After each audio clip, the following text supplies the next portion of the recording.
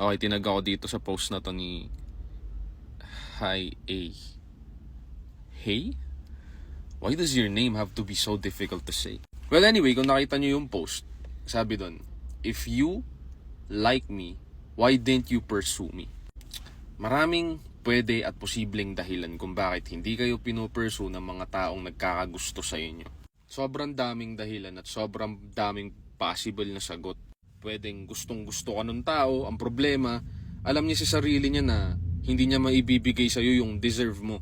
So this is a problem na hindi kanya abot, at the same time, he needs to work on himself first. Kasi sige, kahit na you can argue na maraming gago na klase ng lalaki, pero may mga lalaki na hindi nila itutuloy ang isang relasyon kung alam nila na wala silang kayang ibigay. Kung alam nila na sa buhay mo hindi sila papalag, kung alam nila na hindi naman gaganda yung buhay mo sa kanila, bakit pa?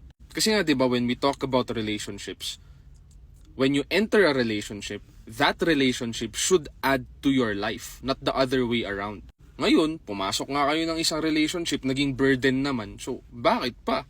Another reason is, and ito rin yung nag-a-apply sa karamihan, sadyang gusto ka lang talaga. The feeling of pagkakagusto sa'yo isn't strong enough to pursue you. You have to understand na kapag sinabing gusto ka lang, period. Period na yun. Wala nang kasunod yun.